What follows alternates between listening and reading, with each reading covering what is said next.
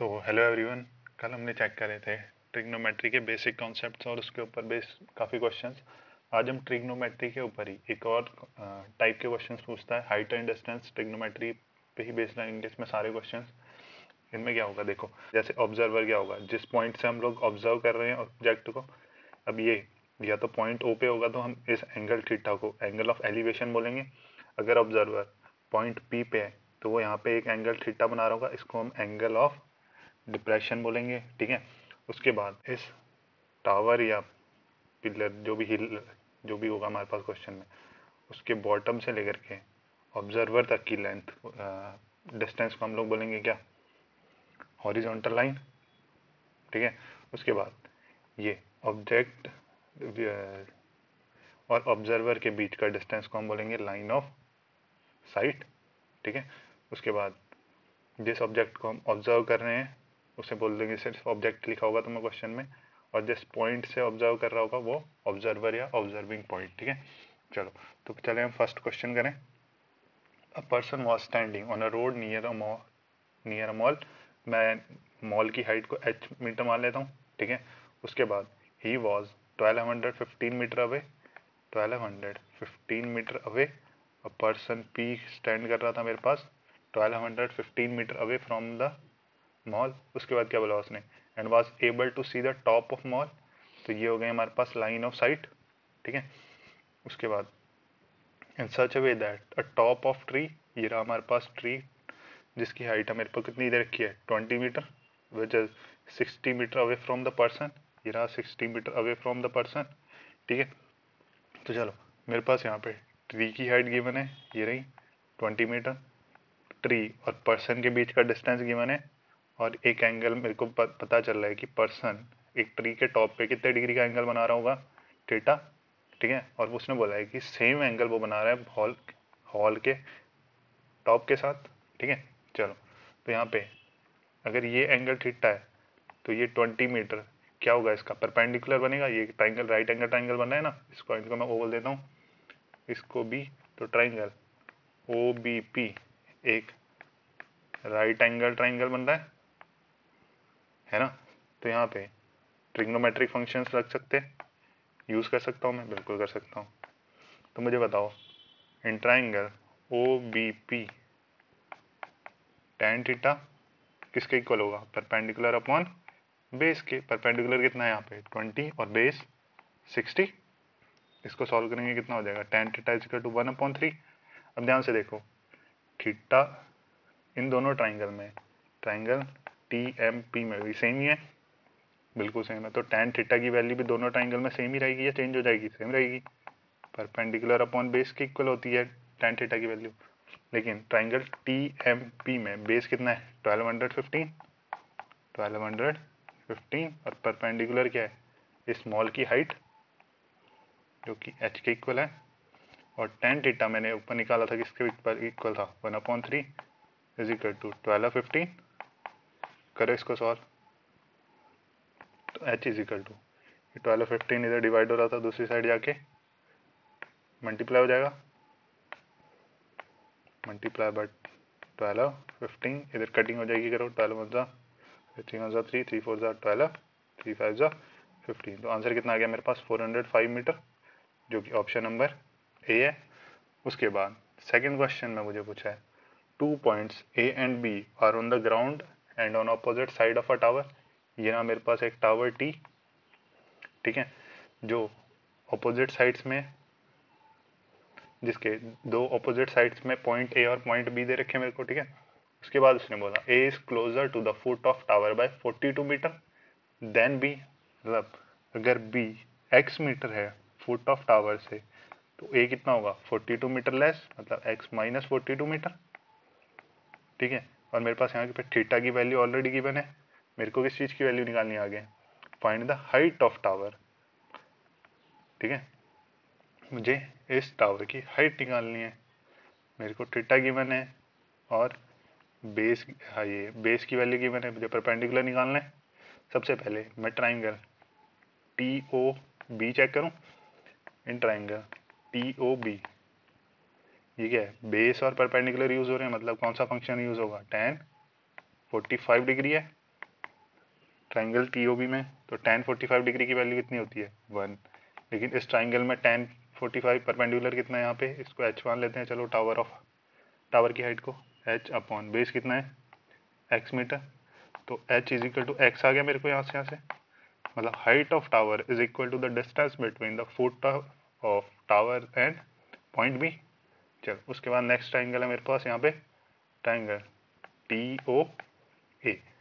TOA में भी tan का यूज़ हो रहा है, एक हाइट परपेंडिकुलर गिवन है और बेस गिवन है, लेकिन थीटा की वैल्यू कितनी है यहाँ पे 60 degree, perpendicular upon base, perpendicular कितना है यहाँ पे h के इक्वल और बेस कितना है x माइनस 42। चलो h की वैल्यू x के इक्वल है, ठीक है। फिर मैं लिख दूँ h अपॉन h माइनस 42 और tan 60 कितना होता है √3 और √3 की वैल्यू कितनी होती है अप्रॉक्सीमेटली इक्वल टू 1.72, ठीक है। तो h माइनस 42 इधर आके मल्टीप्लाई हो गया h minus 42 metre is equal to h। करो इसको सॉल्व, क्या हो जाएगा, इसको ओपन करेंगे 1.72 टाइम्स h, ये वाला h इधर ले आऊँ माइनस हो जाएगा h इज इक्वल टू ये 42 इंटू 1.72, लेफ्ट हैंड साइड पर नेगेटिव का था, राइट हैंड साइड पर जाके पॉजिटिव का हो जाएगा, मतलब 42 इंटू 1.72, इसको माइनस करोगे आपस में कितना रह गया 0.72 h is equal to 42 into 1.72। मेरे को वैल्यू इसकी निकालनी है h की, इसको इरेज कर लें। चलो इसको आगे सॉल्व करोगे कितना हो जाएगा 42 इंटू 1.72 डिवाइड बाय 0.72। करो इसको सॉल्व, डेसिमल्स में कुछ आंसर आएगा, अप्रॉक्सीमेट निकालना है ना। सबसे पहले 42 को 172 से मल्टीप्लाई करो, हमने शॉर्टकट मेथड भी सीखे हैं। चलो वैसे डायरेक्टली भी कर सकते हो, कितना आएगा शॉर्टकट मेथड से 1.72 को मैं मल्टीप्लाई कर रहा हूँ 42 से, अप्रोक्सीमेटली 72.24 आंसर आएगा। मल्टीप्लाई करो डिवाइड बाय 0.72, उसके बाद ये 2 डेसिमल डिजिट से 2 डेसिमल डिजिट गई, इसको मेरे को डिवाइड करना है 0.72 से। डिवाइड करने के बाद मेरे पास आंसर 100 के अराउंड आ रहा है, और 100 के अराउंड मेरे पास ऑप्शन कौन सा है ऊपर सबसे क्लोजेस्ट 99.4, तो मैं आंसर बोल दूँ 99.4 आंसर। अप्रॉक्सीमेटली मेरे पास आंसर आ रहा है 99.4 के इक्वल, है ना। 99.4 के अप्रॉक्सीमेट आंसर आ रहा है, तो ऑप्शन नंबर बी हो गया आंसर। उसके बाद नेक्स्ट क्वेश्चन है हमारे पास, थर्ड क्वेश्चन पे चले हम, फ्रॉम द पॉइंट। तो नेक्स्ट क्वेश्चन नंबर 3 में हमारे पास एक पॉइंट है जो वाटर लेवल से कितना अबव है 12 मीटर, जो वाटर लेवल से कितना अबव है 12 मीटर। यहाँ से एक एंगल ऑफ एलिवेशन बन रहा है टू द टॉप ऑफ हिल, यहाँ कहीं पर टॉप ऑफ हिल होगा। चलो जो एंगल ऑफ एलिवेशन बना रहा है कितने डिग्री का 60 degree, and angle of depression of the base of hill is 60 degree. यहाँ से एक एंगल ऑफ डिप्रेशन बना रहा है to the bottom of this hill, मान लो यहाँ पे एक हिल था। चलो यहाँ पे कितने डिग्री का एंगल बना रहे हैं 30 डिग्री। मुझे हाइट ऑफ दिस हिल बतानी है, हाइट h, मुझे हाइट h निकालनी है। कैसे कर सकते हैं इस क्वेश्चन को, करो ट्राई तब तक। चलो इनको कुछ पॉइंट्स दे दूँ मैं, point A B C D E। चलो ध्यान से देखो, अगर ये एंगल 30 डिग्री का है तो ये एंगल भी 30 डिग्री का होगा, ठीक है। उसके बाद मैं चेक करता हूँ ट्राइंगल DAB, ट्राइंगल DAB में tan 30 डिग्री किसके इक्वल होगा, यहाँ पे एंगल थीटा 30 डिग्री, तो ये परपेंडिकुलर हो गया और साइड AB बेस का काम करेगी, मतलब 12 अपॉन AB के इक्वल। और tan 30 डिग्री की वैल्यू कितनी होती है 1/√3, 1/√3 is equal to 12 upon AB। तो AB की वैल्यू कितनी आ गई मेरे पास इस क्वेश्चन से 12 टाइम्स √3, 12 इंटू √3। यहाँ तक आ गया समझ में? मतलब मैंने पॉइंट ओ से हिल तक का डिस्टेंस निकाल लिया, बिल्कुल निकाल लिया। उसके बाद यहाँ पर देखो ऊपर एक ट्राइंगल है DCE का यूज करके मेरे पास AB की लेंथ और DC की लेंथ इक्वल होगी, है ना? ये भी 12 √3 है। अब मेरे पास अगर यहाँ पे बेस पता है तो मैं परपेंडिकुलर निकाल सकता हूँ by using this angle theta. Triangle DCE tan 60 degree किसके इक्वल होगा? परपेंडिकुलर कितना है यहाँ पे EC अपॉन बेस कितना है 12 √3, 12 इंटू √3। tan 60 की value √3 is equal to EC upon 12 √3। निकालो EC की वैल्यू कितनी आएगी यहाँ से 12 इंटू √3 3 एंड 12 3 36 मीटर। तो EC की वैल्यू मेरे पास आ गई 36, है ना? EC की वैल्यू है 36 मीटर और ये CB किसके इक्वल है 12 मीटर के इक्वल। तो ये टोटल H कितना हो जाएगा EC प्लस CB, है ना? EC कितना था 36 प्लस CB कितना है 12, 36 प्लस 12 48 मीटर। तो आंसर कितना हो गया ऑप्शन नंबर C 48 मीटर। उसके बाद नेक्स्ट क्वेश्चन है हमारे पास a string of a kite as 158 centimetre. इसी तरीके से काइट फ्लाई कर रही होगी पॉइंट के पे विद अ स्ट्रिंग 158 मीटर। उसके बाद उसने बोला and it makes an angle of 30 degree. Angle of elevation कितना है इस क्वेश्चन में 30 डिग्री विद द हॉरिजॉन्टल। उसके बाद मुझे हाइट इन मीटर बतानी है, हाइट निकालनी है। मेरे को एंगल ऑफ एलिवेशन पता है, हाइपोटेन्यूज पता है और परपेंडिकुलर पता है। कौन से फॉर्मूले में, कौन से ट्रिग्नोमेट्रिक फंक्शन में हाइपोटेन्यूज और हाइट यूज परपेंडिकुलर यूज होता था बताओ? साइन। तो यहाँ पे मैं लिख सकता हूँ साइन 30 डिग्री किसके इक्वल होता है परपेंडिकुलर अपॉन हाइपोटेन्यूज। परपेंडिकुलर कितना है यहाँ पे h के इक्वल और हाइपोटेन्यूज है 158 मीटर। और साइन 30 की वैल्यू कितनी होती थी हमारे पास 1/2, तो is equal to h upon 158। अब मैं h की वैल्यू निकाल सकता हूँ, करो यहाँ पे कटिंग 2 7 14 2 9 18 मीटर। तो h इज इक्वल टू कितना आ जाएगा 79 मीटर। काइट कितनी हाइट पे फ्लाई कर रही होगी ऑप्शन नंबर सी 79 मीटर की हाइट पे। अगर एक स्ट्रिंग यूज किया 158 मीटर की और एंगल ऑफ एलिवेशन है 30 डिग्री। उसके बाद नेक्स्ट क्वेश्चन लगभग सिमिलर है। Seema flies a kite on 16 metre string है, पॉइंट के पे काइट फ्लाई करनी है मान लो। इंक्लिनेशन एंगल कितना है मेरे पास 60 डिग्री। इंक्लाइनेशन एंगल है मेरे पास 60 डिग्री। पॉइंट ओ से मान लो काइट फ्लाई हो रही है और ये रही height of kite from the ground. दोबारा साइन का यूज होगा, है ना?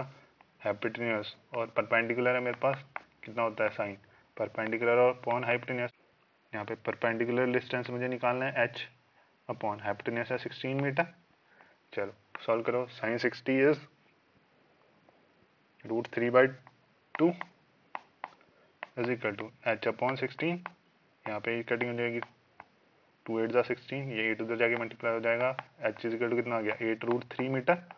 ऑप्शन नंबर डी है मेरे पास इस क्वेश्चन का आंसर।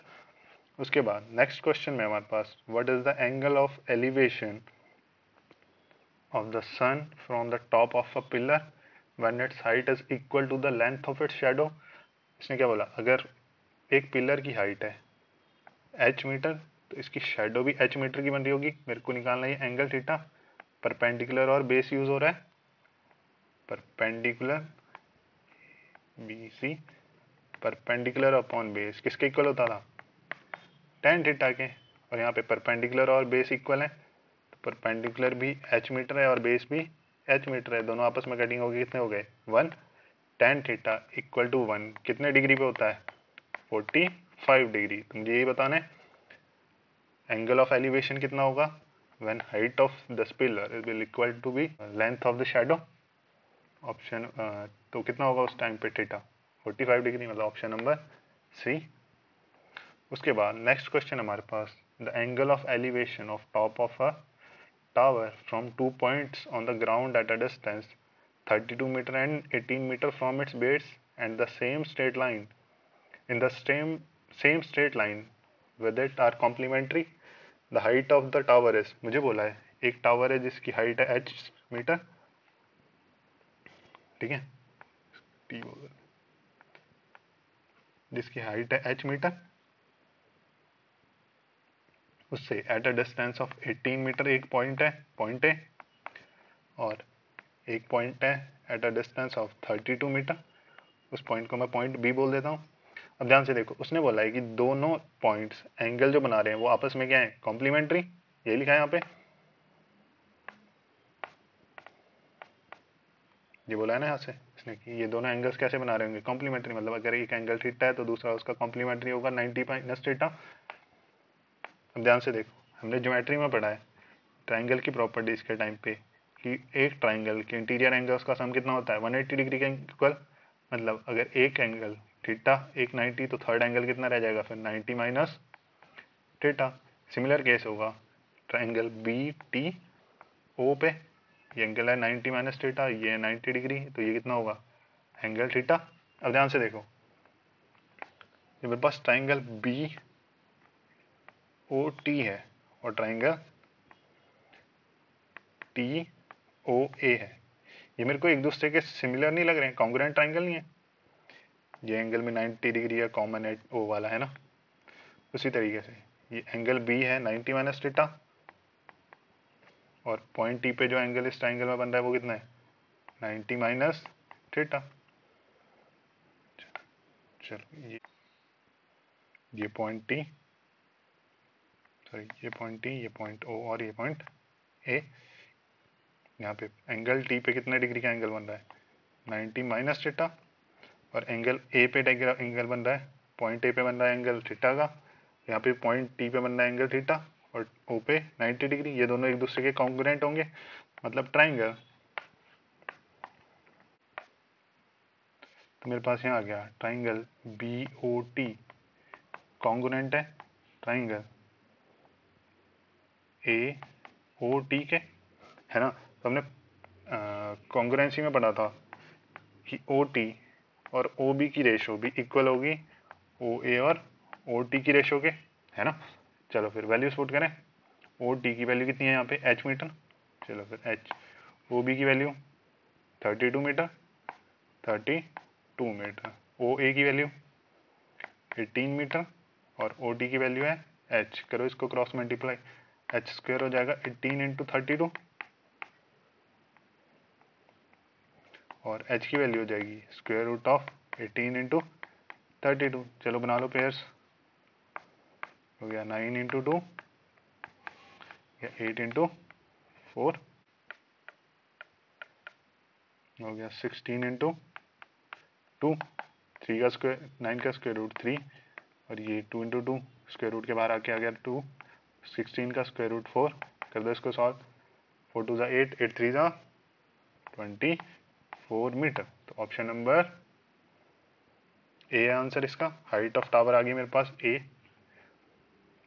उसके बाद नेक्स्ट क्वेश्चन है हमारे पास, Asha and Suman mud fort have height 9 centimetre and 16 centimetre. Asha and Suman ने दो क्या बनाए मड के फोर्ट, आशा एक मान लेते हैं ए डी फोर्ट बनाया उसने, दूसरी ने बनाया S O fort. A D fort की हाइट है मेरे पास 9 सेंटीमीटर और दूसरा एस ओ फोर्ट की हाइट है मेरे पास कितनी 16 सेंटीमीटर। फिर उसने बोला है their tops are 25 centimetre apart, tops के बीच की डिस्टेंस बताई मेरे को कितनी 25 metre, then the distance between two forts बतानी है, ये वाली डिस्टेंस मुझे निकालनी है। यहाँ पे तुम्हारे सामने ही आंसर था। चलो एक बार सॉल्व करना चाहिए इसको फटाफट, मेरे पास कहीं थीटा वगैरह नहीं गिवन है, मेरे को थीटा की वैल्यू निकालनी पड़ेगी। कैसे सॉल्व करेंगे ध्यान से देखो, सबसे पहले ये ट्राइंगल है बी ओ सी, इधर देखो डी ए की वैल्यू, डी ए की लेंथ सी एस के इक्वल होगी, है ना। सी एस की लेंथ कितनी है 9 सेंटीमीटर। अब मैं ओ सी की लेंथ निकाल सकता हूँ, है ना। ओ सी की लेंथ किसके इक्वल होगी S O minus S C, S O की लेंथ है 16 सेंटीमीटर, एस सी की लेंथ है 9 सेंटीमीटर, माइनस करेंगे कितना आ जाएगा 7 सेंटीमीटर।